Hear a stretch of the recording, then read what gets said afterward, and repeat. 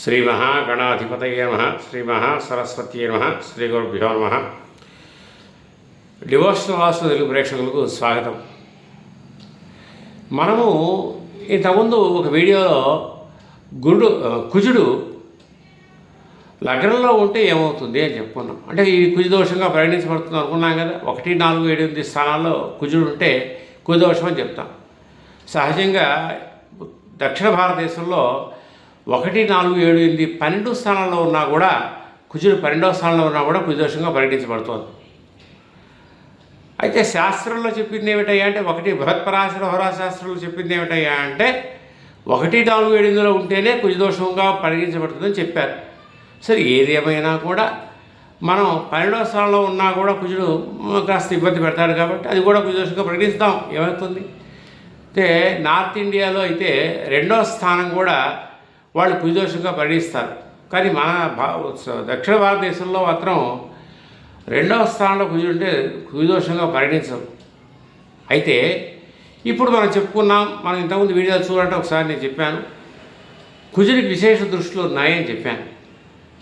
మరి కుజుడికి ఉన్న విశేష దృష్టిలు ద్వారా 4వ స్థానంలో కుజుడు ఉంటే ఏమవుతుంది, మనం దీని గురించి ఒకసారి చర్చించుకుందాం.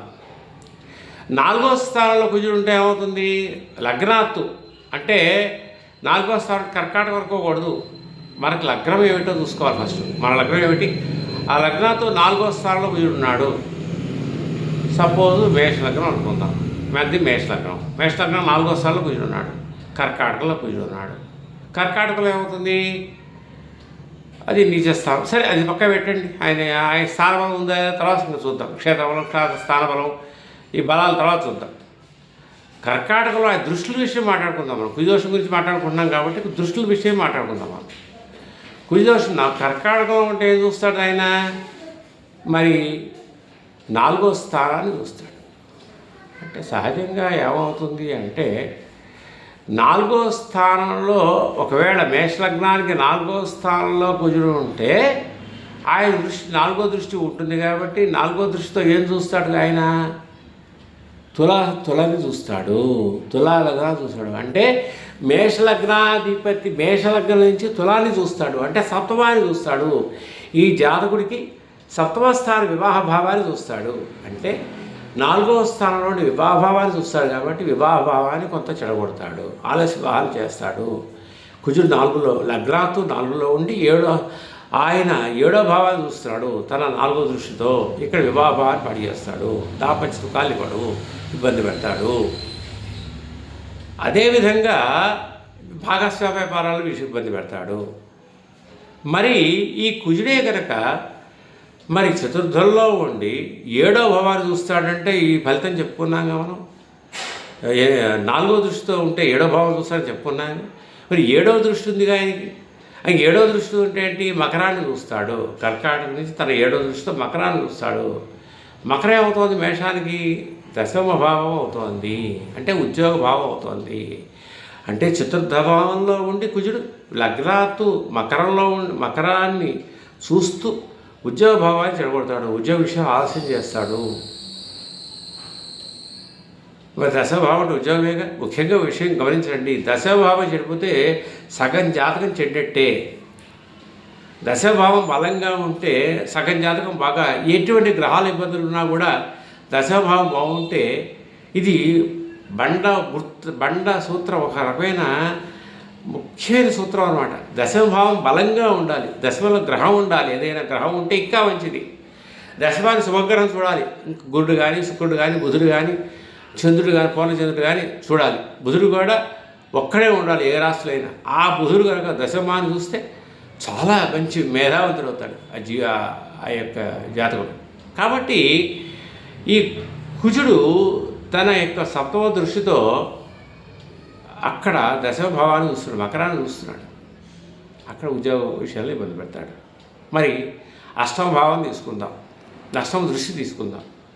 కుజుడు 8వ దృష్టితో ఏం చూస్తున్నాడు, లాభాన్ని చూస్తున్నాడు. లాభం అంటే ఏమిటి, మరి వ్యాపారంలో ఏర్పడే లాభం కాదు. లాభం అంటే ఏమిటయ్యా అంటే ఫలితం అనుభవించడం.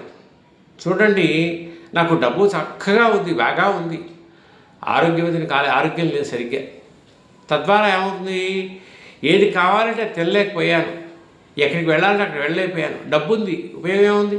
ఏ మోకాళ్ళ నొప్పులు వస్తున్నాయి, ఏ కీళ్ళ నొప్పులు వస్తున్నాయి, ఆయాసం వస్తుంది, ఇంత పెద్ద డబ్బు కోటీశ్వరుణ్ణి, కానీ నాకు జరిగేది ఏమిటి? మోకాళ్ళ నొప్పుల వల్ల ఏ తిరుపతి పుట్టిక్షేత్రం వెళ్ళాలి, ఆ కొండెక్కాలి కుదరదు.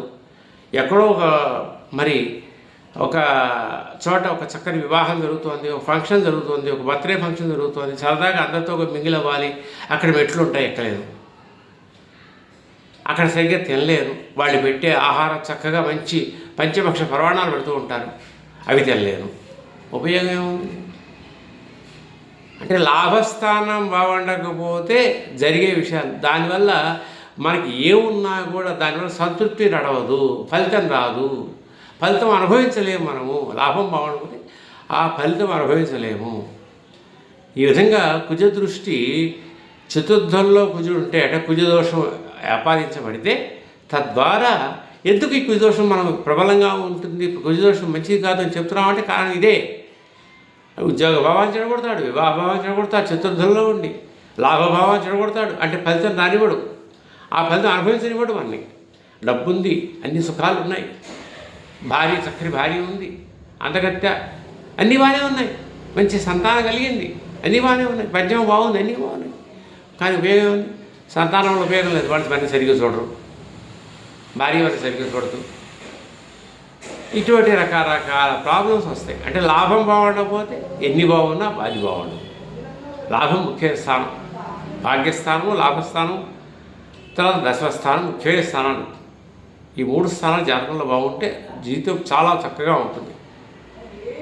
కాబట్టి కుజదోషం గురించి మనం చెప్పుకునేటప్పుడు మనము ఇవాళ కుజుడు చతుర్థ భావంలో ఉంటే ఎట్లా ఉంటుందని చెప్పుకున్నాం.